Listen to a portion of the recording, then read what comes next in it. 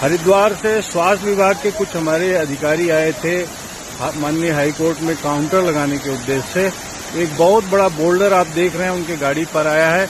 ईश्वर की कृपा से वो दोनों लोग सुरक्षित हैं। उनको हम जो है स्वास्थ्य केंद्र पर भेज रहे हैं। हम इस घटना के माध्यम से आप लोगों को सचेत करना चाह रहे हैं कि आप जो है अति आवश्यकीय होने पर ही सड़कों पे उतरें। बहुत खतरनाक स्थिति हो गई है।